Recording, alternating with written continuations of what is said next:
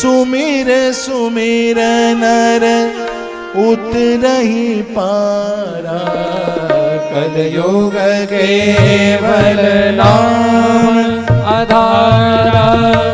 सुमिर सुमिर नर उतरहि पारा, कलयुग केवल नाम आधारा। सुमिर सुमिर नर उतरहि पारा, कलयुग केवल नाम आधारा। सुमिर सुमिर नर उतरहि पारा, कलयुग केवल नाम आधारा। कलयुग केवल नाम आधारा। कलयुग केवल नाम आधारा, कलयुग केवल नाम आधारा। सुमिर सुमिर नर उतरहि पारा, सुमिर सुमिर नर उतरहि पारा। सिर्फ एक कलयुग केवल नाम पैर ही शेष बचा है। आज कलयुग अपने प्राणों की रक्षा करने के लिए राजा परीक्षित के सामने हाथ जोड़कर खड़ा हुआ है। राजा परीक्षित कहते हैं कि भैया, हमारे सामने तो ये इस प्रकार का अन्याय हम सहन नहीं करेंगे। अब कलयुग दोनों हाथ जोड़कर भगवान ये परीक्षित से बोलता है, हे राजन, आप एक काम कीजिए,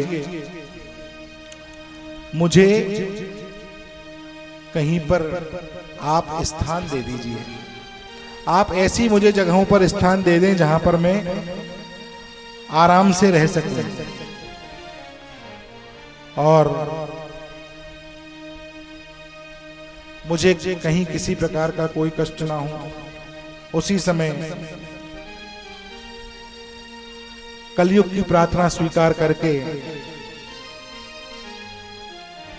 राजा परीक्षित उन्हें 4 स्थान प्रदान करते हैं। अभ्यर्थीस्तथा तस्मै स्थानानि कलेतदो, द्यूतं पानं स्त्रियः सूना यथा धर्मश्चतुर्विधा। 4 स्थान कलयुग के लिए परीक्षित जी निश्चित कर देते हैं। पहला द्यूतम यानी जुआ, पानम यानी मदिरा, स्त्री यानी वैश्यावृत्ति वैश्यागमन, और असत्य भाषण। इस प्रकार ये 4 स्थान, असत्य, मद, आसक्ति, इस प्रकार द्यूत, मद्यपान, स्त्री संग और हिंसा। जहां पर जुआ खेला जाए, जहां पर मदिरा पान किया जाए, जहां पर स्त्रियों का संग किया जाए और जहां पर नट बोल्ट, व्यासपीठ से तो नाम नहीं ले सकते, लेकिन इस प्रकार से जो निर्जीव प्राणियों की हत्या करके, कई लोग जो इस प्रकार से हमारे लिए जो भोज्य नहीं है, इस प्रकार जो पदार्थ ग्रहण करते हैं, ऐसे जीवों की जो हिंसा करके निर्जीव प्राणियों को मारकर जो खाते हैं, ऐसी 4 जगहों पर कलयुग का निवास होता है। ध्यान रखना। इसलिए तो जब 2 घूंट जाते हैं अंदर तो फिर अरे अब जब 4 जगह स्थान मिल जाते हैं तो कलयुग राजा परीक्षित से कहता है कि प्रभु, आपने जो 4 स्थान दिए हैं, ये 4 के साथ 4 बेकार हैं।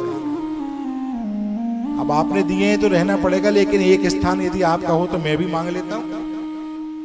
ये 4 बड़े अपवित्र जगह हैं, यहां पर मुझे रहना पड़ेगा। यदि आपकी आज्ञा हो, आप स्वीकार करें तो एक स्थान आप मुझे अपने पसंद से दे दीजिए।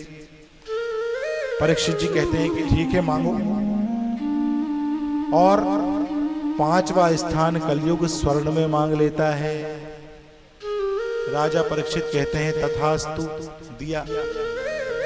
5वां स्थान कलयुग को स्वर्ण में दे दिया जाता है। तो स्वर्ण कैसा? जिस स्वर्ण पर आपका अधिकार ना हो, जिस धन पर आपका अधिकार ना हो, जो अत्याचार, अनीति और भ्रष्टाचार से कमाया गया धन है, जो स्वर्ण है, उसमें कलयुग का वास है। भाई सोने का मुकुट तो हमारे कन्हैया भी धारण करते हैं ना, तो इसका मतलब कि इनके सिर पे भी कलयुग है? नहीं। भगवान के मंदिरों में भी शिखर बनता है, बड़े बड़े हैं, कई किलो सोने का शिखर भगवान के मंदिरों के ऊपर चढ़ता है, तो क्या उसमें भी कलयुग है? नहीं। ऐसा धन, ऐसा स्वर्ण जो हमारा नहीं है, जबरदस्ती किसी से छीना हो, झपटा हो, डाका डाला हो, चोरी करी हो, अनीति का, अनाचार का, व्यभिचार का, भ्रष्टाचार का है जो धन होता है, उसमें कलयुग का निवास होता है। इस प्रकार स्वर्ण में भी कलयुग को स्थान मिल जाता है।